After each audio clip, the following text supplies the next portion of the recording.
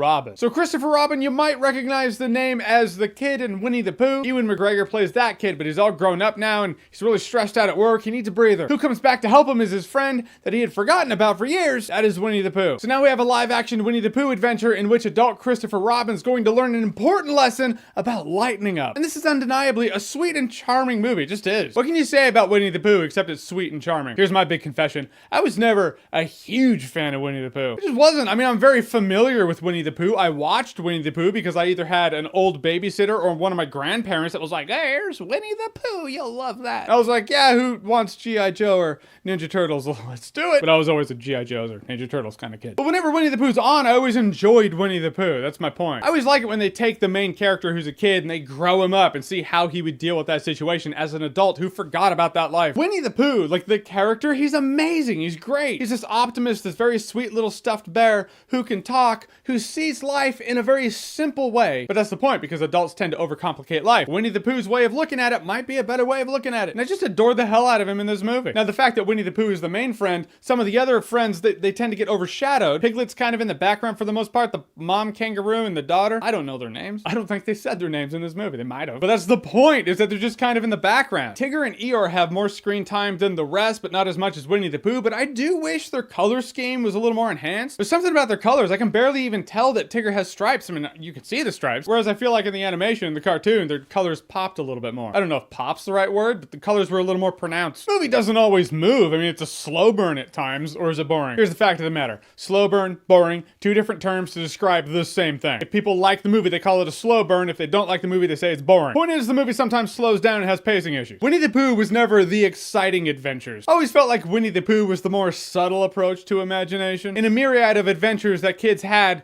that revolved around imagination, Winnie the Pooh was always the one that was like, oh yes, children, now have a good imagination. One thing they did in this movie, I feel like it isn't a spoiler, it's just an assessment. I always felt like Christopher Robin's adventures in the 100-Acre Wood, I always felt like that was his imagination. It was in his head. Because we were all kids like that, right? Like I was one of those kids, instead of 100-Acre Wood, I fought foot soldiers in the woods. So I thought that's what Christopher Robin was doing. I felt like Winnie the Pooh and his crew, they were all in his head. Like Alice in Wonderland, when she gets back, it's like, but was she really ever gone? Same with Dorothy and the Wizard of Oz, you get it. In this movie, they're real. I'd never experienced that. Not saying it's never been shown. They might be pulling from the source material. I'm just saying I'd never seen it, so I was just kind of shocked when I saw that. I feel like that fundamentally changes Winnie the Pooh for me. I suppose the biggest hurdle this movie runs into is, although it's a sweet adventure, it is a slow crawl, but the lesson to be learned in here, though a timeless one, has been seen before in other movies that I prefer personally. Growing old is inevitable. Growing up is optional. Keep your youth. Don't lose it. That is the lesson in Hook. It's also the lesson in Elf. But this movie isn't as exciting and swashbuckling as Hook. It's not as funny as Elf. It's just kind of in the middle there. It's a safe movie. It's good for families. It didn't blow my socks off. It didn't blow my mind. But I feel like if you have more of a nostalgic attachment to Winnie the Pooh and the characters, you might just love it. But for me, I'll say it's good for families and it's a good time. No alcohol required. Or honey. Or whatever. Alright, so Christopher Robin, have you seen it? What did you think about it? Whatever you thought, comment below. Let me know. And as always, if you like what you've seen here and you want to see more, click right here to see more.